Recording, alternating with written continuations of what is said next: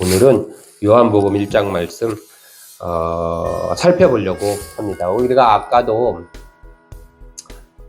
어떤 단어로 말을 시작하고 하는 게 중요하다라고 얘기했는데, 글도 마찬가지예요. 글은 특히 그런 것 같아요. 설교를 딱 이렇게 작성하고 나면 맨 마지막에 하는 게 어떤 말로 설교를 시작할까? 그게 맨 마지막에, 지금 여러분들은 제가 맨 마지막에 생각한 것을 듣고 계십니다.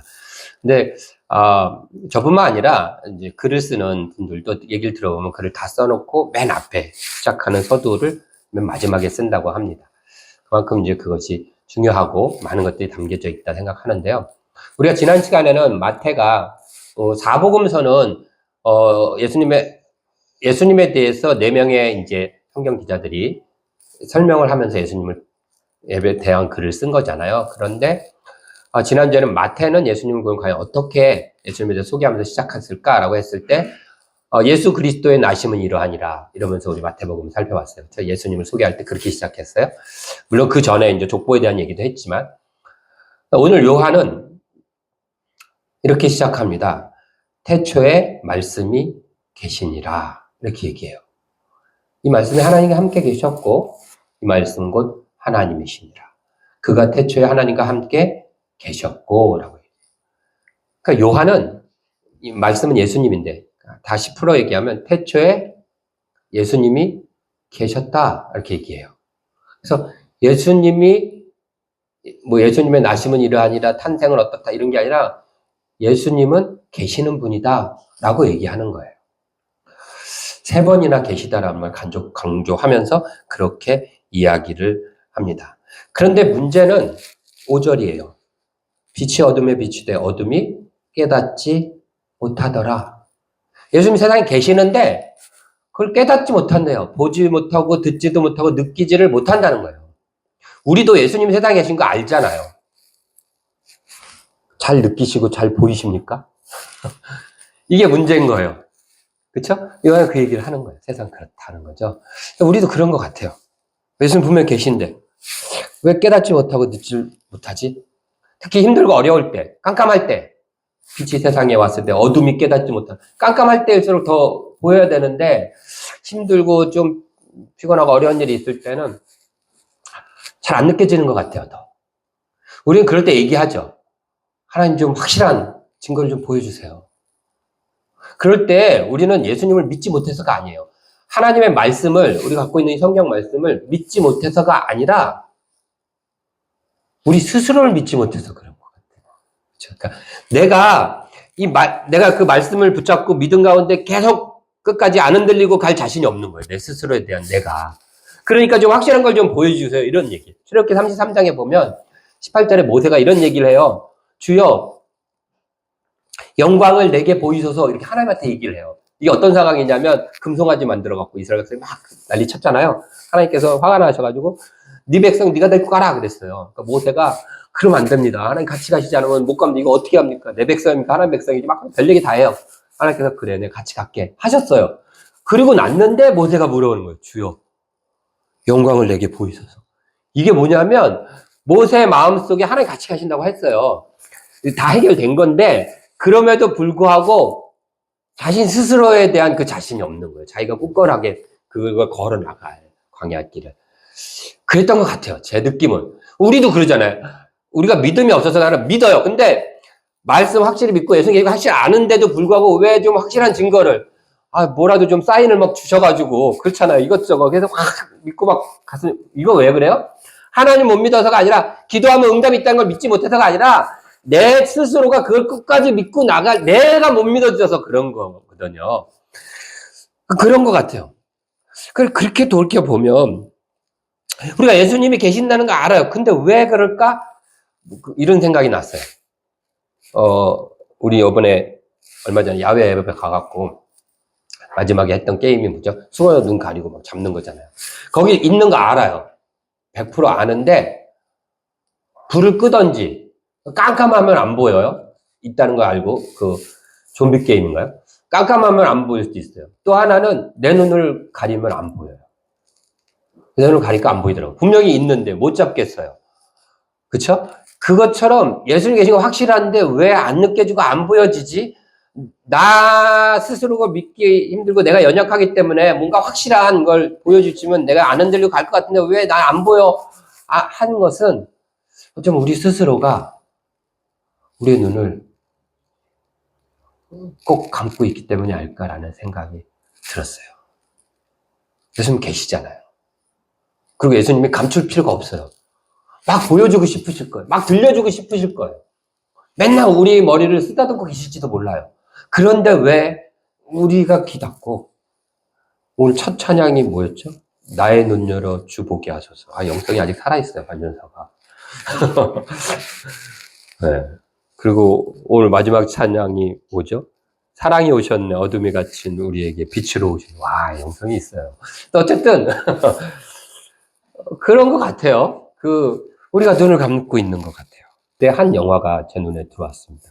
그것은 반전사가 저한테 목사님 꼭 보셔요 라고 했던 오래전에 얘기했던 영화예요. 그 영화 제목은 두 교황이라는 영화예요. 저도 처음 그 영화가 나온다고 했을 때부터 배우들도 굉장히 명배우 두 명이 나와요. 안선영께서. 그래서 이제 봐야지 했다가 이제 묻어놨던 영화인데 그게 마침 눈에 띄어서 틀었어요. 근데 그 영화를 보면서 되게 재밌어요. 여러분 꼭 보세요. 전 재밌게 봤고요. 여러분들도 재밌게 보시리라 생각이 들지만 어쨌든 유익한 영화입니다. 보시면 좋을 것 같아요. 저는 굉장히 빠져서 봤어요. 그래갖고 7시 넘어서까지 탄핵에 뭐 신경도 안 썼고 볼 정도로 저는 이렇게 봤습니다. 이런 두 교황 이거예요. 한 명은 굉장히 보수적인 그리고 권위적이고 법에 대해서 철저히 지키고 그런 절차와 형식과 격식을 굉장히 지키는 가장 보수적인 교황이 있어요. 나이도 더 있고요. 근데 이분 다음에 뒤에 올 교황은 가장 또 진보적인 성향의 교황인 거예요. 그래서 이 사람은 형식 이런 거 다 뭐 복장도 잘 안 갖춰도 되고 가난한 사람 찾아가서 막 돕고 막 이런 식의 이제 두 다른 교황이 그 교체 시기에 이제 서로 만나서 이야기도 나누고 서로 이렇게 알아가고 뭐 이런 식의 스토리예요. 그런데 이제 보면 두 사람이 다 이제 먼저 보수적인 그 교황이 진보적인 그 교황 서로 사이가 안 좋았는데 나중에 불러가지고 내 다음에 네가 교황 역할을 해라 이제 이 얘기를 해줘요. 하는데 인기가 되게 많아요. 가난한 자하고 있으니까. 근데 이제 그땐 교황이 아니죠. 뭐라고 그러는지 제가 모르겠는데 뭐라 그러죠? 교황 밑에 추기경. 추기경인데 교황을 하라 그랬더니 자기는 자격이 없다는 거예요. 그렇게 인기도 좋고 많은 자기 삶을 그렇게 헌신하고 사는데 그러면서 이제 둘 사이가 막 이렇게 좀 가까워지면서 자기 얘기를 하게 돼요. 둘이 있을 때. 왜 그러냐면 그 사람의 국가가 무슨 군인들에 의해서 독재자에 의해서 어떻게 이렇게 정권이 그렇게 된 적이 있었나 봐요. 그때 신부였는데 사제였는데 그 교회를 지키기 위해서 옳지 않은 선택을 한 거예요. 그 군부에 붙어서. 자기는 지키려고 한 거였지만 그것 때문에 자기를 가르쳤던 그 스승 신부도 잡혀가고 그 자기를 믿고 이렇게 같이 했던 동지들도 그 신부들도 많이 잡혀가서 막 고난을 받고 감옥에 가고 막 이런 일이 벌어졌어요. 그래서 이 사람도 그걸 놔두고 이제 시골로 들어가갖고 어떻게 보면은 추방당한 거죠. 그런 식으로 있다가 이제 돌아와서 자기는 그들 속에서 살고 막 이러는 거예요. 그러면서 그 얘기를 해요. 이건 자기만 갖고 있었던 얘기인 거예요. 그 사람이 이력서에도 없었던 거예요. 근데 그 얘기를 그 교황한테, 그 보수적인 교황한테 하면서 자기는 자격이 없다. 이렇게 얘기를 해요. 그랬더니 그 교황이 뭐라고 답을 해주냐면, 돌려서 말하는 거 좋아하는 서양 사람들, 우리 주님의 가장 큰 특기 중에 하나가 죄를 잘 잊어버리시는 거라네. 이렇게 얘기를 해요. 그랬더니 그 말을 들은 그 진보적인 그 추기경이 한 말이 제가 하려는 말인데 그분이래요. 주님은 잊어버리셨지만 저는 잊지 않았습니다. 잊지 못하겠습니다. 라고 얘기하는 거예요. 그래서 자격이 없다는 거예요. 그래서 그렇게 사는 거예요.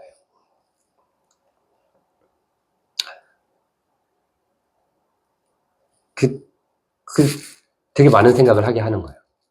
근데 이제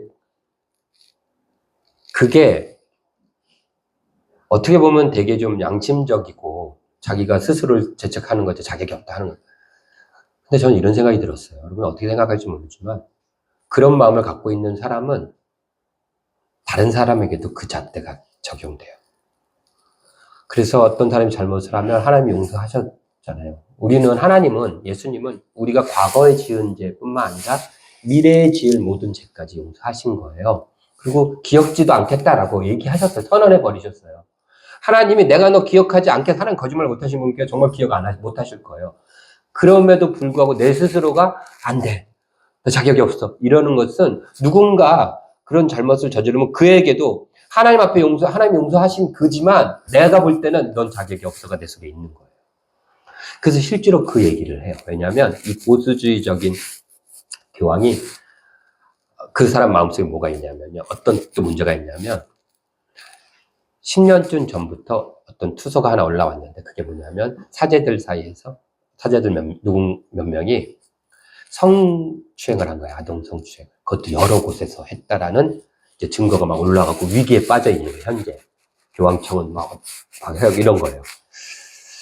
그런데 이제 그것을 이 교황이 10년 동안 뭉갰어.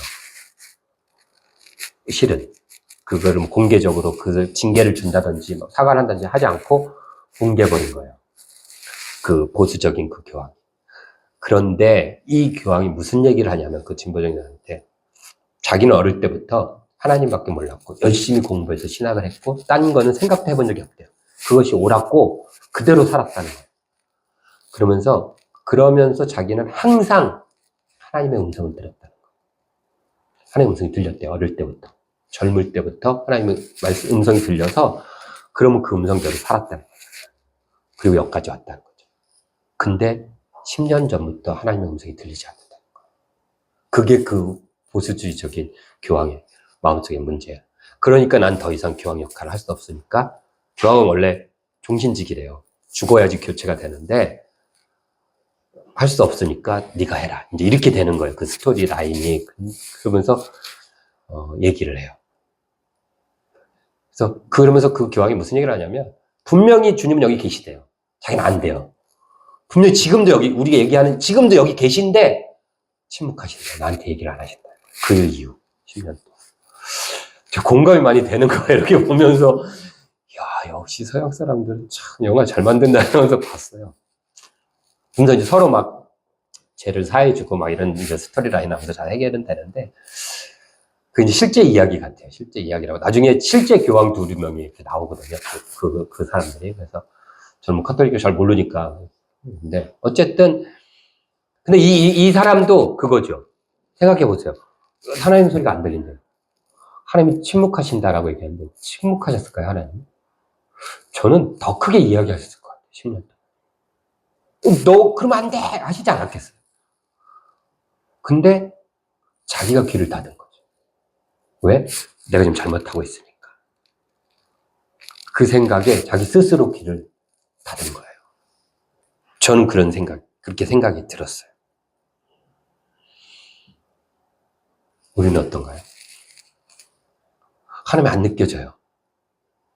하나님 왜 나한테는 안 보여주시고, 나한테는 왜 안 들려주시고, 왜 못 느끼게 해줘요? 하나님 정말 열심히 하고 계실지도 몰라요. 막 여기 보여, 들려! 막 귀에 대고, 막 만지면서 머리 막 흩으면서 나 좀 느껴! 막 하실지도 몰라요. 근데 우리가 딱딱해졌어요. 귀 닫고, 눈 감고, 안 들려! 안 보여! 왜 안 보여요! 막 이러면서. 이러고 있는 건 아닌가라는 생각이 들었어요.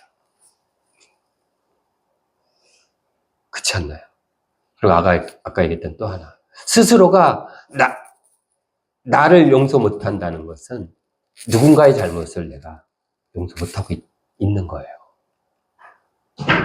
나도 모르게, 내 마음속에는. 그래서, 저 사람은 저래갖고 기도응답 못 받지. 받아도 이상한 거지, 하나님이. 공평하지 않는 거지. 아니면 스스로에 대해서. 내가 이렇게 살면서 무슨 나 같은 거 기도 들어주시겠어? 아니야, 난 지금 들어주고 있어. 저 오늘 요한복음을 보면서 한 주간 계속 묵상하면서 그 생각이 들었어요. 하나님 이미 그쪽도 계셔. 근데 깨닫지를 못한대. 와, 안타까워. 그거를 하나님도 그렇고 표현하시고 나도 느껴지는 거예요. 뭐지? 왜 나는 깨닫고 싶은데 계시는 것도 알고 막 깨닫고 싶어요. 우리 다 그렇잖아요, 마음속에. 근데 왜 그러지? 그런 것 같아요. 수건을 풀고 힘맞고 하지 않았나 라는 생각이 들었습니다. 그러면서 4절을 보니까 이런 말이 있어요. 그 안에 생명이 있었으니 이 생명은 사람들의 빛이라. 사람들의 빛이래요. 오늘 제목이 그쵸? 예수 사람들의 빛. 사람들을 위한 빛이 될 수도 있고 사람들을 향한 빛이라는 의미도 될 수도 있고 소유격이에요. 헬라어에서 소유격 되게 어려워요. 해석하기가. 사람들의 빛 하면 사람들이 갖고 있는 빛이 될 수도 있죠. 소유한. 사람들이 소유한. 그래. 우리도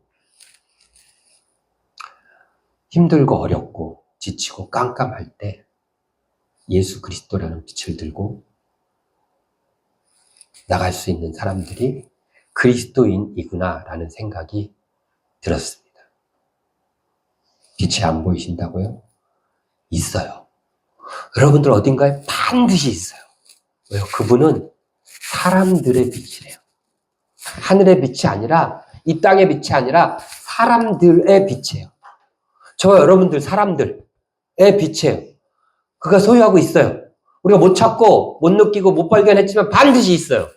평상시에는 장롱에 넣어놔서 안 보여요. 응원봉처럼. 그러나 깜깜해졌어. 들어야 돼 라고 할 때는 분명히 보여요.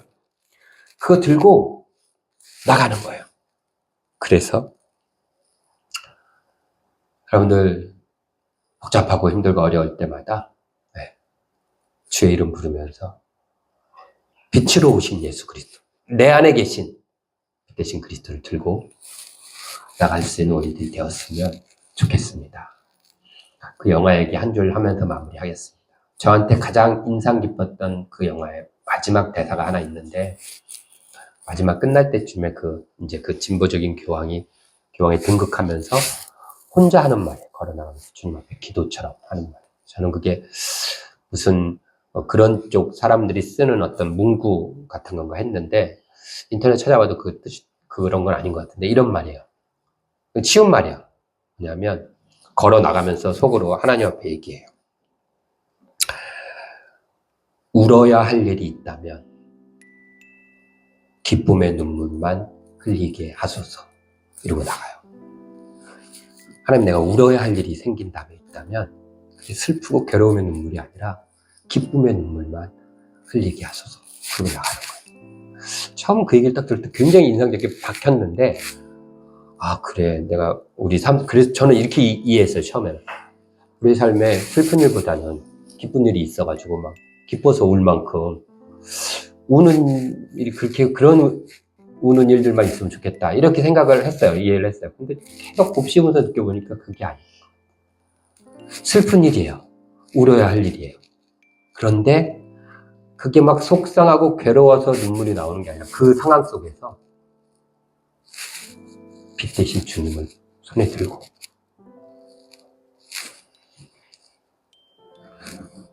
그것을 발견하고 느낌으로써 예수 그리스도를 느끼고 발견함으로써 그 속에서도 기쁨의 눈물을 흘릴 수 있다. 힘들고 속상해서 울어야 될 상황이지만 그게 힘들고 속상한 눈물이 아니라 그 속에서도 나와 함께 하시고 내 손에 쥐어진 빛 대신 예수 그리스도를 더 막 강하게 느껴짐으로써 오히려 기쁨의 눈물을 흘리는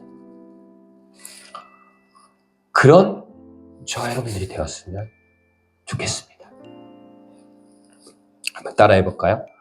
울어야 할 일이 있다면 기쁨의 눈물만 흘리게 하소서. 아멘. 기도하겠습니다.